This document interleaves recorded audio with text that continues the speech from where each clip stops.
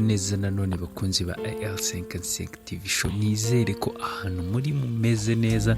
Ewana kani kakanya k'inkuru yanyu, inkuru y'urukundo, inkuru ya mama, inkuru iri kugenda ikomeza kuryoha umunsi ku munsi. Inkuru nakubwira ko igeze haryoshye. Niba utarakora subscribe kugira ngo ijye kugeraho igihe cyose isohokeye, ewana wumve kuri gucikanwa, we kora subscribe. Ikindi kandi kore na share na comment z'ukuntu byumva, ibyo twahinduramo, uko twabigenza nyine kundi wumva nyine ko wabishaka.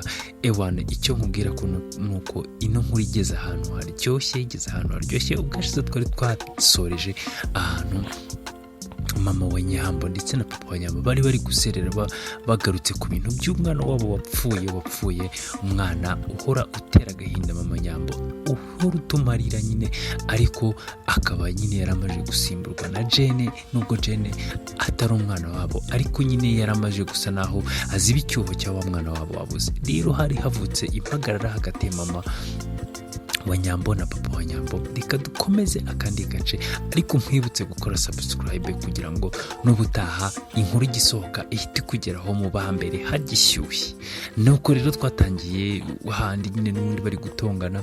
Mama Nyambo aramubwira ati urabizi neza ko ibibazo byose wari wowe wabiteye, urabizi ko ari wowe wampatirije kujya gutuma twatanga umwana wacu, nyine gutuma twamugurisha. Ati yego ndabyumva ko wenda murumuna we yari afite ikibazo, nyine twagombaga, nta handi hantu twari gukura amafaranga, nta kundi kuntu twari kubona ubushobozi kugira ngo murumuna wiyubakira. Ariko nanone igisubizo buriya twari nkaho twaguranye umwana umwe, twishe umwana umwe turokora undi. Ati rero guhera iyo saha, guhera uwo munsi, sinzi ahantu umwana wanjye yagiye, sinzi ikintu cyamubayeho, sinzi niba akiriho, sinzi niba yarapfuye. Ati ibaze nawe ku gahinda mporana. Papa we nawe aravuga ati ibyo ngibyo nanjye ndabizi ko byabaye, ariko ntabwo ari ngombwa ngo ujye uhora ubinyurira, avuga gutya na gutya. Ese ubundi iyo ntaza gutuma wenda uriya abaho yagenda. Ati yego nta bushobozi twari dufite, birashoboka ko n'ubundi nawe hari ibindi bibazo byari kumubaho, atari ko byibura natumye umwana umwe agenda undi ntumakira. Ati ubwo rero nanjye ntabwo wakandenganyije, ntabwo wakagize ute, ntabwo nyine wakabigize ibintu birebire. Ati wiya ntabwo mbyumva mama, nyine ari kuvuga ati ntabwo mbyumva, ntabwo bishoboka. Ati wowe ni nkaho warebye nyine ku rundi ruhande rumwe. Ati ubundi wowe wari umugabo nyabaki ku bintu byose byari byarakunaniye. Ati kugera nubwo tugurisha umwana wacu kugira ngo undi mwana nyine abeho, kugira ngo undi mwana tumurokore. Umugabo aravuga ati basi cururuka. Ati si buriya basi wagira ngo nkore iki? Ese wagira ngo mbigenze ne? Ese wagira ngo nta bushobozi twari dufite, nta kintu na kimwe twari dufite. Ati rero nagombaga gufata umwanzuro w'uko nyine ngomba kugurisha umwana umwe kugira ngo ndarokoka. Wenda birashoboka ko nawe aho yagiye yabayeho ubuzima bwiza, birashoboka ko bari abantu bamuguze, bamutujeho mu buzima bwiza, batumye abaho yishimye. Ati ubwo rero nabyo ntabwo twabyirengagiza, ntabwo twavuga ngo nyine ahantu yagiye yabayeho nabi biki, ariko byibura aka kanya wenda mu ko dutekereza ko nyine ashobora kuba abayeho neza, kandi ikindi na Nyambo abayeho neza. Nyambo nawe arishimye. Ati yego nyine nubwo haguranywe amagara ya mukuru we kugira ngo babeho, ariko byibura nyine ibintu byose bigira igitambo, ibintu byose bisaba igitambo. Ubwo rero icyo nacyo nicyo twatambye kugira ngo Nyambo bare haka kanya, kugira ngo baba baramuvuye kire, kugira ngo abe yarabaye umuntu muzima. Nuko mukuru we nyine twamugurishije. None se twari kubigenza gute ko nta mafaranga twari dufite, ko twari turi mu bukene buhambaye? Twari kubigenza gute? Ngaho ntawe mbwira. Noneho mama Nyambo akavuga ati yego ndabyumva nyine wenda byaramutabaye, ariko nanone ura n'umwanzuro wafashe ku giti cyawe, wufashe utambwiye, wufashe utangishije inama. Naraje numvanga ibintu byabaye gutya na gutya. Ati sura mwana ni wowe mubyaye wenyine, wumva ko ari wowe mutwisa amezi 9, wumva ko ari wowe ugombaga gufata imyanzuro, kuki nyine wowe wikunze kuri uriya rwego rwo kugeraho ufata umwana ukamugurisha? Njye ntanazi ngo byaturutse hehe. Noneho papa Nyambo aravuga ati ariko nawe ntiwirengagize ko ubwo waje nyine bagiye kumutwara ntacyo wakoze ubwo wari uvuye kwa muganga nyine ubona Nyamba ameze nabi nkakubwira ko bagiye kumutwara, waje agihari, we ko ntacyo wakoze, kutigeze ubahagarika, kutigeze ubabwira ngo bareke kujyana umwana, ko nta kintu wakoze ko wabirebeye. Mama Nyamba aravuga ati none sinjye nari kubigenza, naje nsanga ibintu byose byarangiye, narebaga Nyamba nkumva nyine amarira aranyishe, nkumva uzi kugira ngo ugende bakubwire ngo ukeneye amafaranga aya n'aya, nutayabona umwana wawe ntavurwa, nutayabona nta kindi kintu bari bukore, bakubwiye ngo reka umwana ajye pfira mu rugo nyine kuko nta kindi kintu bari gukora. Ati ubwo njye nta kintu, ubwo nyine nanjye naraje,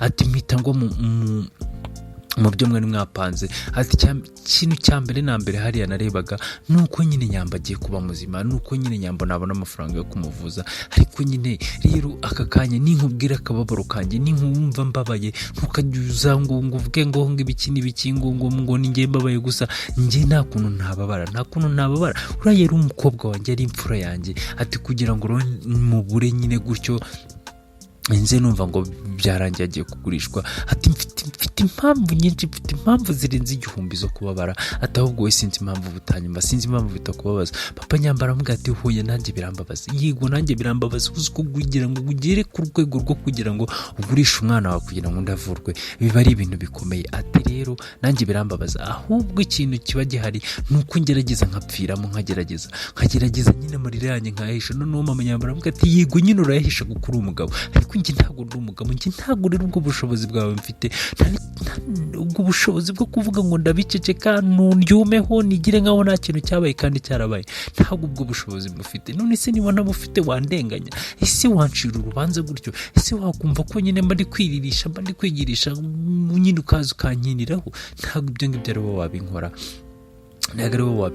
Noneho mu gihe bakiri kuvuga gutyo rero, kumbe Nyamba yatashye, ntabwo babyumvishe, nta nubwo babimenye, bo bakomeje mu gutongana. Nyamba yise ataravuga ngo mama mwari muri kuvuga ngo muvuze ngo ubuzima bwanjye bwaguranywe mu bwa mukuru wanjye mugera ubwo mumugurisha kubera njyewe. Ese mama yumundeka nkapfa ariko ntimugurisha mukuru wanjye, cyangwa se mugategereza ko Imana ariyo ikora byose, wenda ko yari kundokora. Ati si ubungubu basi mukuru wanjye ahantu mwamugurishije mwagerageje kongera guhura nabo, mwagerageje kongera gushaka uburyo mwabonana nabo kugira ngo byibura mujye mubona mumenya nyine uko abayeho, mumenye uko ibintu byagenze. Nyina aramuga ati ikintu kibabaje ni kimwe, nuko abantu twamugurishije nabo bahise bimuka. Rero ntabwo tuzi ngo ubuzima bwabo bwagenze gute, ntabwo tuzi ko byagenze bite, bahise bimuka. Kandi birashoboka ko nabo bimutse, niba bari bagifite amafaranga, niba bari batayafite, ntabwo tuzi ubuzima bwe babayemo. Ariko icyo nzi ko nuko wenda bari bafite amafaranga muri icyo gihe, birashoboka ko babayeho neza, birashoboka ko ubu ngubu nyine ameze neza. Noneho Nyamba aravuga ati rero nanjye niba ari ikintu ngomba gukora, ngomba kumenya ahantu mukuru wanjye ari, ariko se nzamubona gute? Basi nta n'ahantu mwandangira, nta n'ukuntu nyine nageraho nkabona umukuru wanjye, ese ubundi ubu nzamubona ne? Noneho uri kumva, noneho hajemo urugamba. Nyamba we aravuga ngo ndashaka kubona mukuru wanjye, kandi mukuru wiwe nta n'ubwo amuzi, nta n'akantu na kamwe. Noneho Nyamba aravuga ati kumbe mama yajyaga yirirwa ahora arira, nkumva ko ari ukwijenjekeshwa, nkumva ko ari mu mikino, nkumva ko nyine ibintu byose bari muri buraga, ariko gukabya ko mu mama. Ariko mama, nukuri ko Imana umbabarire kuba naratumye mukuru wanjye agenda, umbabarire kuba naratumye mugurisha mukuru wanjye kugira ngo njye munyiteho, nukuri ko Imana umbabarire, ntabwo nari mbizi, nibwo nkibimenya. Nukuri mama, basi sinzi niba uzambabara, sinzi buri gihe niba yumbonye udahita wibuka mukuru wanjye, udahita wibuka ko ari njye natumye umubura. Basi nukuri ko Imana umbabarire, ntabwo nari mbizi, ntabwo nari nzi ko ari agahinda kawe kageze. Nukuri ko Imana pe umbabarire cyane. Ariko nanjye ikintu nkwize, byanga binoga biciye hehe, binyuze hehe, nanjye nzabona mukuru wanjye, ndashaka ku buryo nzamubona.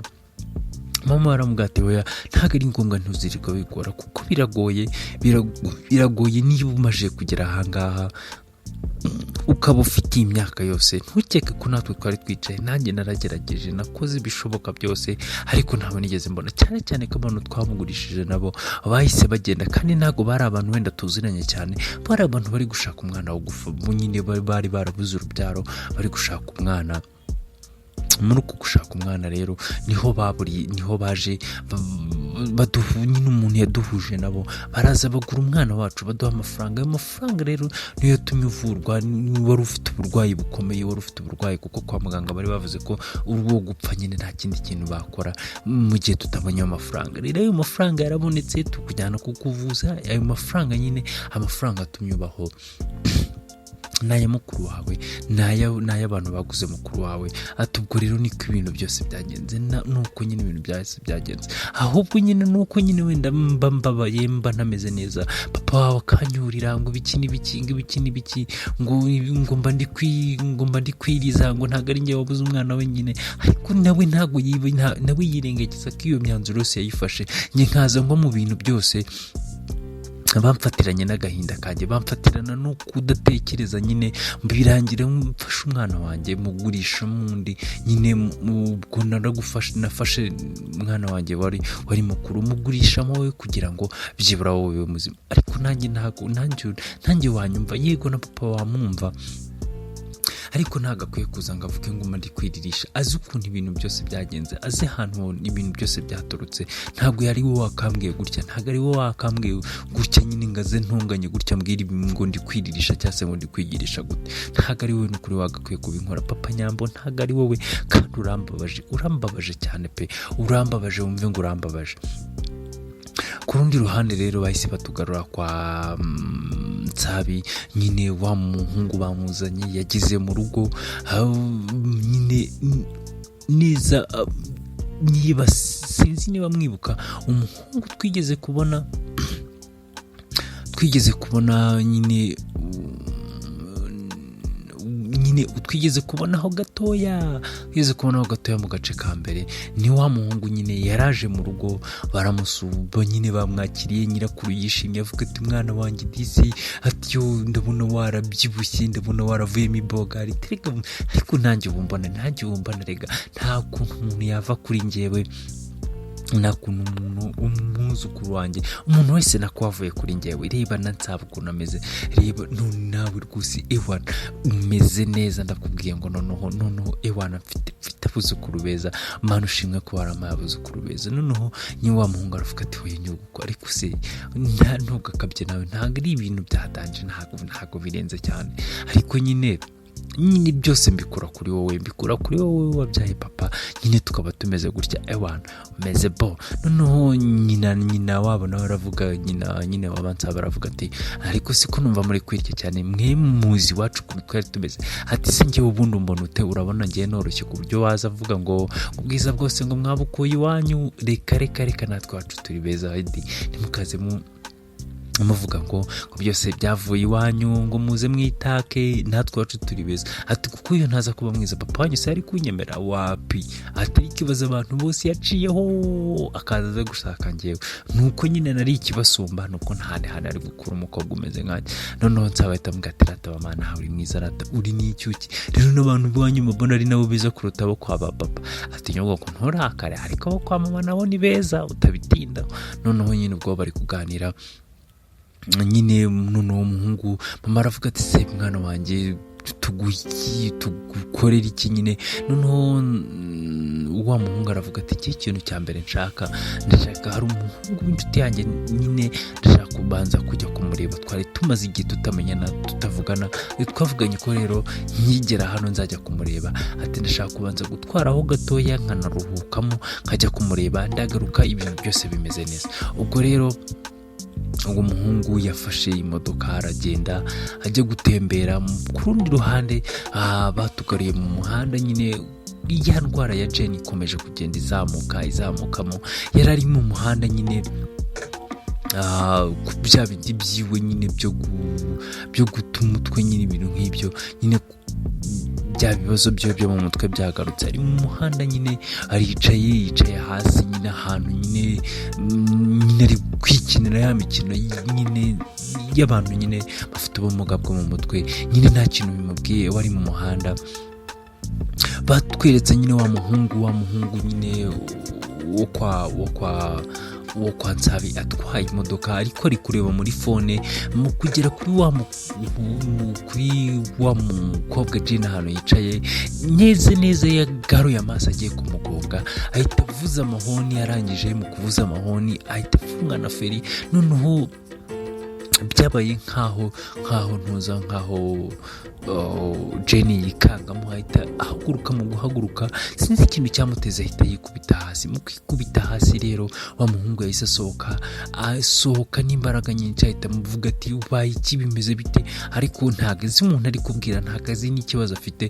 Yahise amufata ahita amujyana kwa muganga. Ese Jane bigenze bite? Ese Jane guhura kwe n'uno muhungu biraza kugenda bite? Ntakunda amatsiko usigara yazashirutse gukurikirana kandi gace k'ubutaha. We kora share, ukore comment, ukore subscribe kugira ngo inkuru zacu zijye zikugeraho umunsi ku munsi. Murakoze, mukomeze kugira ibihe byiza.